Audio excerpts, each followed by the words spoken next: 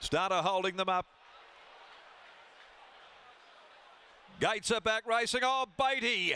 Beatty just lurched into the air. He missed the start from the inside and he's back last of all. Striking Alibi with dazzling speed. Out like a shot, found the front. Aurum Bell quickly tracking it across. Right behind those when they get going into stride. He's a Machino, Yamanex and Maria Lucia. She's driving up near the fence. In behind those then came Wolf Whistle's Hill. Boy Crush settles down on the rails. A length away behind those Rock and Rom.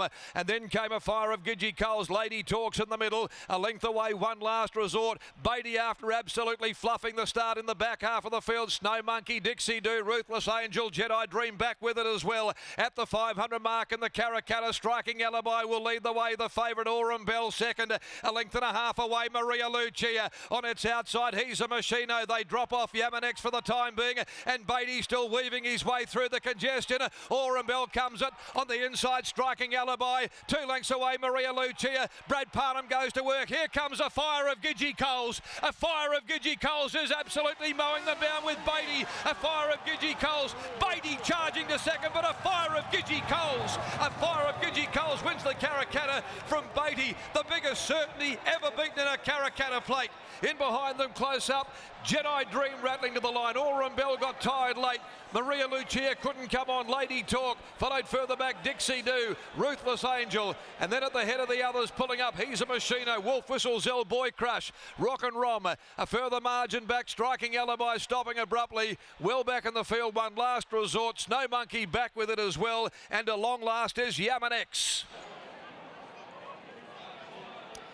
Dan Morton and Lucy Fury, it has been an autumn carnival to remember.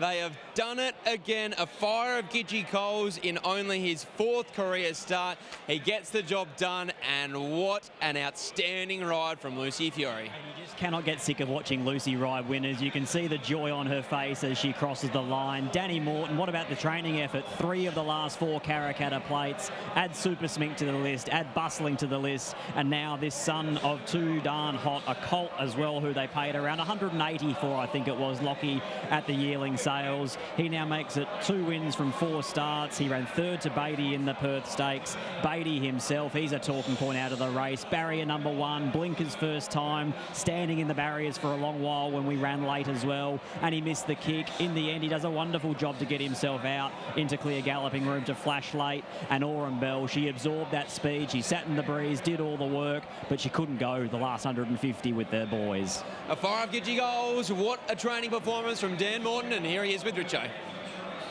Here's Dan, congratulations to you and your team.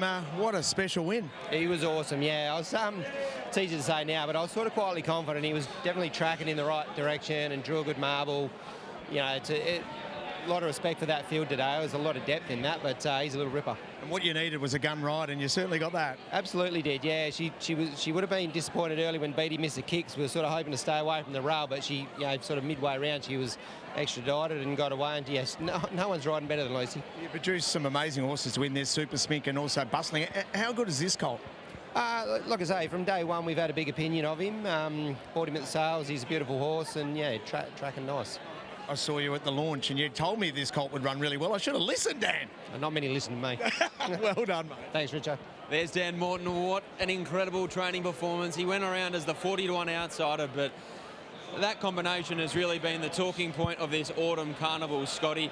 Dan Morton, Lucy Fury, and Lucy has just elevated to a whole new level over the last 12 months. Barriers win races, but big rides in big races is what the difference is, and Lucy Fury is just at the peak of her powers, and she is riding with such confidence. She is a naturally lovely human being as well, Lockie. She appreciates all the opportunities that she gets, and at the moment she is taking full reward from them. The numbers in the Karrakatta Plate are 5, 1, 7 and 10, pays $38.60 on the tote, ahead of Beatty, who, as Darren said, is going to go down in history as one of the hard luck stories of the Karrakatta. Yeah. Aurum Bell suffers her first defeat. She runs 3rd, ahead of Jedi Dream at any old odds into 4th, and Maria Lucia a fading 5th. You really do have to feel for Beatty. From barrier 1, he was the first horse to load, and as we all saw, they ran 6-7 minutes delayed, and Unfortunately for him, he was in there for a long, long time and he fell asleep at the wheel when it mattered most. So he was huge in defeat.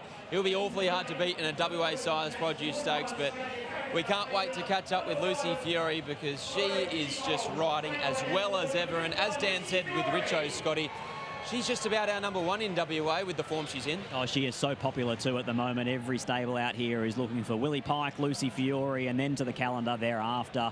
And off the back of that ride in that win in the Karrakatta Plate, she goes into a free swing in the BYD Quokka aboard the filly in Talk & Co, who this morning had to trot up earlier on today for the vet, has been passed fit to start and goes around against the older horses for $5 million. But Lucy Fiore is just about to jump off the scales.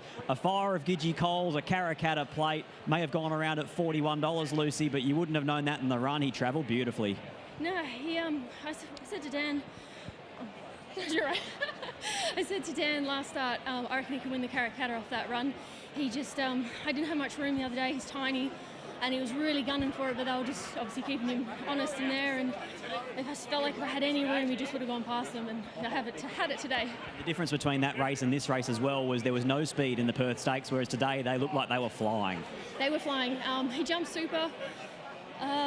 Obviously, have a plan, and then I watched Speedy out the corner of my eye just jump up and down on the spot, and I was like, oh, I don't know if I want to go to the fence. And then the speed coming in just pushed him there, and it's probably the safest spot because there's a lot of stuff going on and just had so much horse and all the runs come, and yeah, it's awesome. Danny Morton's now trained 3 of the last 4 Karrakatta Plate winners, and the 2 of you are enjoying such a sustained run of success. Yeah, I have to thank Dan a lot, and obviously Shane for this ride, but I really enjoy riding for Dan when I come into these big races, and so if I'm a little bit anxious and want to get it right, he's always got really good instructions of just chill out.